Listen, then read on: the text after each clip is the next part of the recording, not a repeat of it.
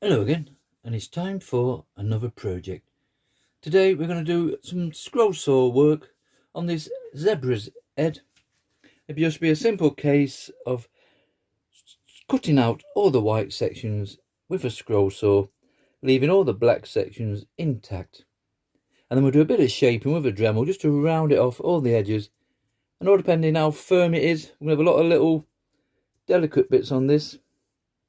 We'll see if it needs to be put onto a backer afterwards, and we'll probably paint that white, do the rest of the wood black or dark brown, and we'll see what it's like. And we'll also cut the black backer out to the shape of the zebra's head. That depends how far we're getting the project and how solid we think it is. We'll talk about the scroll saw blades in a minute, but literally we've got to attach this piece of paper. Now you could normally, I would normally put carbon paper underneath and literally draw around this, but on this occasion I'm basically just going to show you what the rest of the scrollers normally do. And when they all have their different methods, the wood I'm going to use is recycled pine. I've just sanded this down slightly. This was the base from a wardrobe, or will be the sides of a wardrobe, that's for sure. So we've got our wood ready. Now funny enough, it was actually cut that size lengthwise, and we just to say squeeze that in. Remember, all this around will be just wasted wood. Now to apply this to the wood itself, I like to use painter's tape, and literally we're going to line that like so, the full piece of the wood. Once we've done that, we'll spray on some glue. I'll just use this one. I've used Evo stick, done the back of the paper, stuck it down. That's been fine. Some people like to cover the full thing with large sellotapes. Some people stick it straight to the wood.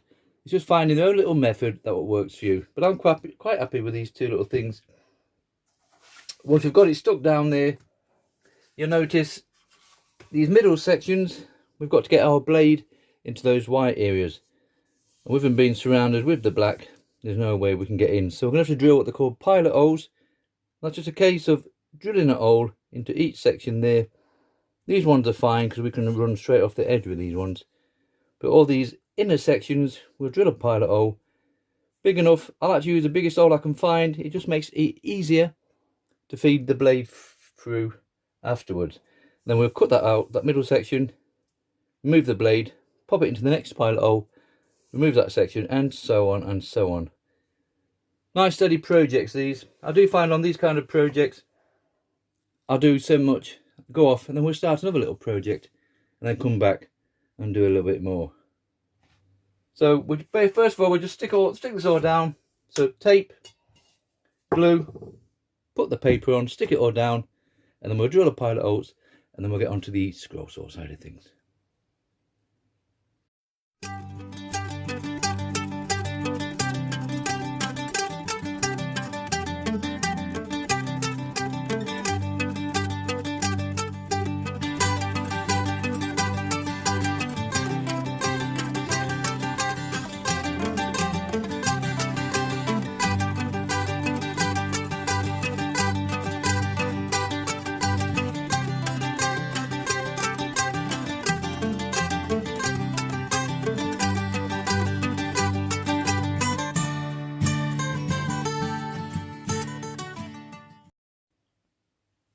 Right, you can see from that, we've stuck it down on top of our painter's tape.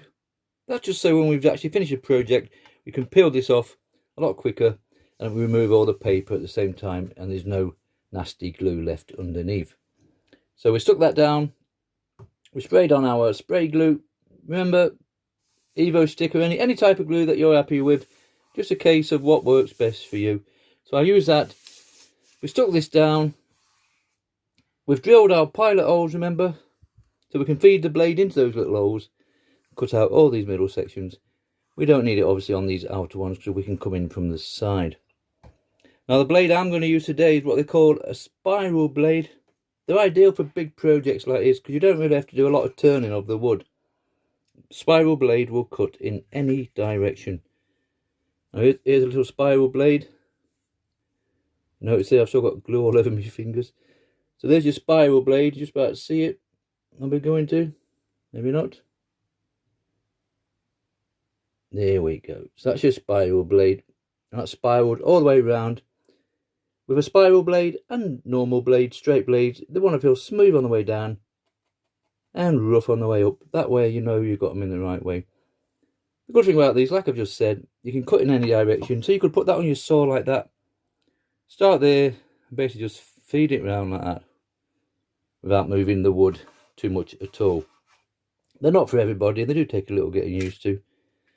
Now your normal blade on your cheaper saws, we'll call what they call pin blade. You just about see there, there's a pin at both sides. One there, and just about to see one, there we go, one there. Same with these, they want to be smooth on the way down and rough on the way up, and you want the blade facing towards you. Obviously with the spiral blades, there isn't a blade because it spirals at full length as such. So they would be fine for this one. On the outer ones, we have some small areas. If you imagine where you're going to cut inside that hole there, even though we've drilled our pilot hole, we're just not going to fit that in because the pins are in the way. So they're not so good for delicate work. So to get around that, they do, obviously, state of my hands, a pinless blade. Just about to see it there. There we go. And there's no pins on that at all. They cut perfect, and they're ideal for sneaking into smaller holes, your smaller pilot holes. It's entirely up to you what you prefer to use. I just use a spiral blade, and unfortunately with my little Draper scroll saw, I have to use these adapter clamps. So one at each end. They are really a pain to do, but they get the job done. And it's a case of hooking that at the top, hooking at the bottom, should I say, then the top. Take up your tension. Get a nice ping ping sound. Same with both the other two blades, and we're good to go. It's a bit slower with those adapter brackets. On your newer scroll saws, it's just a quick release clamp that just clamps it in, and it takes literally seconds. So like I said previously, these kind of projects, for me personally, I will cut so many of this. If I find I'm having a bad day with it, we can just put it to one side and come back another day. Not like a cream cake, it's not going to go off on you. Okay, let's set this up in the scroll saw. Always do your inner cuts first. That just leaves you a bit more support. Originally I was going to cut round this, just get rid of this access at either side, but we'll leave it on for now and see how we go. Okay, let's pop this on the scroll saw and we'll start cutting this one out.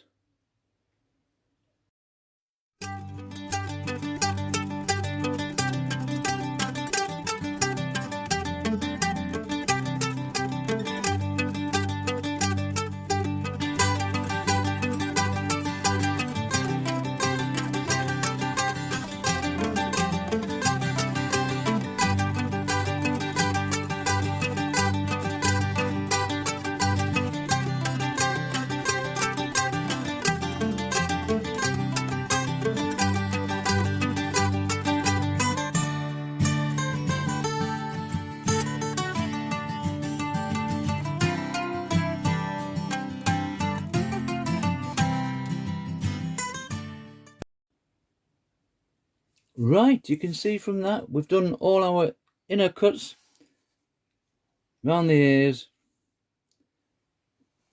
down the forehead section, even down to his little nostrils at the end there. Just catch the light through there nicely.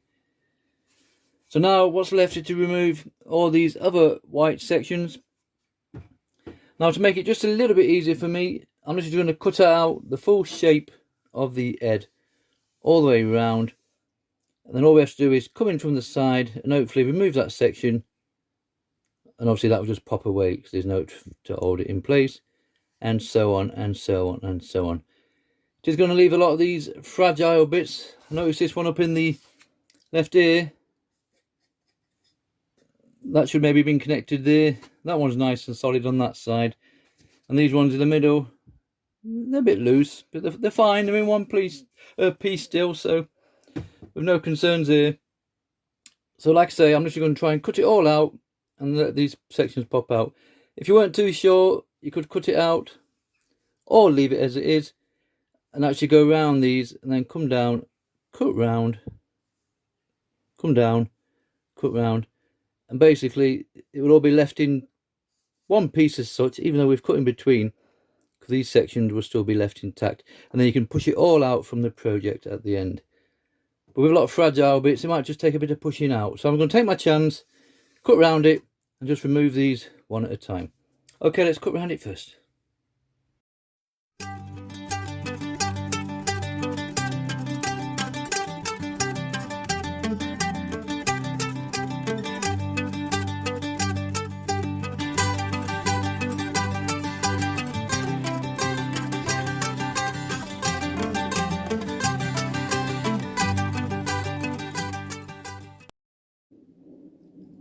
Okay, so far so good. We've managed to cut out all the surround like so. This is basically the shape that we're going for the finished project.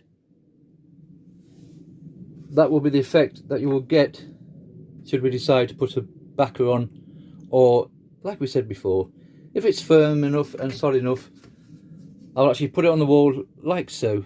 Obviously when we removed all the other sections, and use the actual wall itself as a backer. But we'll see about that as we head towards the finishing line.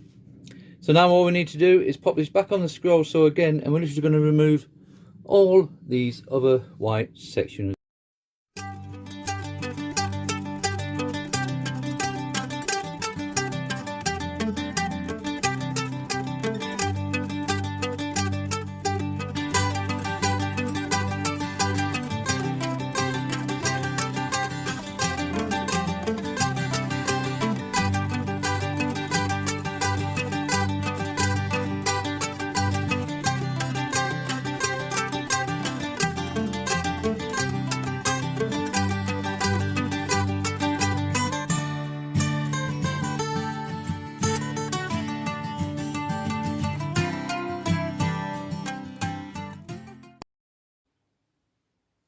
Right, we made it round in one piece. Just these last three sections to remove, and that's our zebra fully cut out. Just remove that last one. Remember, it is pine wood, so it's very dusty. There's nothing you can do about that. We'll just turn it over. You will see these little knobbly bits, and that's just a case of a bit of sandpaper, get in between, and give it a nice general tidy up. Now it is a bit fragile, I must admit. There's some certain ones that have got a bit of movement about it, so I think I'm going to go for a backer on this one. But we will peel all the paper off, give it a nice bit of shaping with a dremel and a little sanding drum, just around these little edges off. There will be nothing too fantastic, and a nice good tidy up. Just take off these little edges, and then we'll see what it looks like then, as regards to maybe putting it on a wall just as it is, or putting a little backer of some description. It might even be the same kind of wood, just to really thicken it up and make a nice chunky piece. But for now, we'll just peel off this paper. If I just show you quickly at this bottom piece, we won't bore you with the rest of it. It says hopefully if you can get hold of some. No. Oh, come here. I've literally just cut all my nails down. I normally have quite long nails, so it's just a bit awkward to grab hold of this, but you get the general idea from there. So we can just pull all our strips off, just nice and gently around these areas. We don't want to go too crazy. Last thing we want now is for one of the bits to break off, but you can see the general idea we're going for. Okay, I'll peel the rest of this off and then come back when it's ready to start shaping it and sanding it, and we'll see what we've got as regards to the backer. Right, you can see from that we've pulled off all the tape and all the template that came with it. That's nice and smooth, there's no glue left on there or anything. So what's next is just a lot of sanding to do. I like to use a flexi cable. This is just a cheap eBay special, and these little sanding drums. And the idea is we're just going to go around and shape the edges of all of it, all inside here. We're going to be a bit delicate. A couple of these are a little bit flimsy, so we'll just go steady with those. And obviously they come in different sizes, and you can get a pack like that for next to nothing really. And then inside these tighter areas, we'll pop on one of these little engraving bits. If you just eBay engraving bits, dremel, just nice cheap bits to use. And the idea was be able to get inside there, just do a little bit more shaping, and maybe around the nostrils area and stuff like that. And then we'll get the good old sandpaper down, get in between these, do a lot of work on it, and hopefully when we come back it'll be a totally different shape to what we see here. Okay, let's start sanding.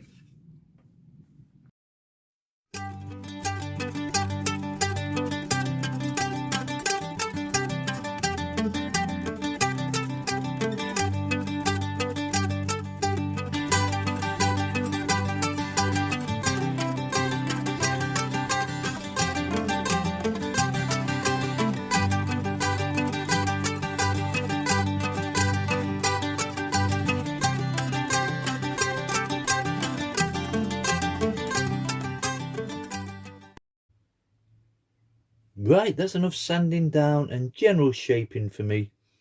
We've got a rough idea of what we're going for, and you can see from that. We've done both sides. I still have this one piece here that I've got issues with. It's just a little bit fragile, that, so I've just basically just put a bit of super glue on top just to see if it will stiffen that joint up. I've no idea. I think I've seen somebody do it on a previous video. So we haven't lost any bits, but we'll see how we go on with that piece. Regards to the backer, it's still in the planning stage and it might still happen yet, but for now we're just going to stick with it as it is and see what it looks like once it's on the wall. Now ideally you could just put linseed oil on this and leave it. You could obviously paint it black. It'd be nice if it went on a whitish wall, just give the full effect we're after. Today I'm just going to use a Rustins wood dye. This is a dark teak. I have used this on some other projects. However, I didn't make a video, so they're on the side of the shed. It comes up really dark. The good thing about it, it spreads well. So we can just put a little bit on there, like so. You can see how dark that is. And if you look closely, you can just see as you do it, it soaks in and spreads well. So I'm hoping that's going to soak in and do those side walls for us. It's still going to be a slow process. It's still going to take some doing, but ideally we're going to cover it all with this, like so. And then we'll see what it's like once it's dried, and we're going to spray on some nice clear lacquer of some description just to finish it off. And then we'll see what it looks like, and if it's not right, we'll make a backer for it and go to plan B. Okay, this is going to be a very slow process and it wants a couple of coats on, so I'll go off and do this now while the sun's shining.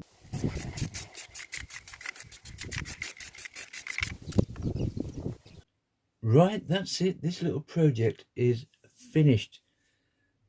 I gave it a good 3 or 4 coats of the yacht varnish, just to give it a nice shine. It is an indoor piece, this one, so we don't have to go too crazy with it. And you can see from that, I just coated it nicely, and that dark teak wood dye should I say, that just finishes it off nicely. And that's it. I decided not to do the backer. It's hard to see in here, but the actual effect is something like that when it's on the wall inside the house. And I actually have white walls, these slightly off white walls, and it looks fine to me. So there's no need to put a backer on. But if you use the same kind of wood or something like this, and I literally just draw around it and paint it white and stick it to it, just make it a bit more secure. It's still delicate, it's firm but delicate, if that makes sense. There's still these little bits here, and the whole thing has a little bit of movement in the middle. But once that's up on the wall, and hopefully it's not going to come to any harm. Just remember, it's just recycled pine at the end of the day. This started life before mine as a wardrobe, and now it's ended its life as a zebra, and it's going to last a lot longer than the wardrobe did, I can assure you.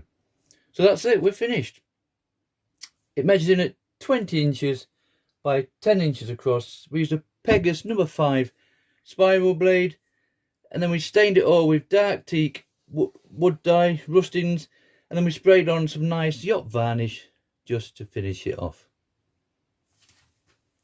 Thank you very much for watching.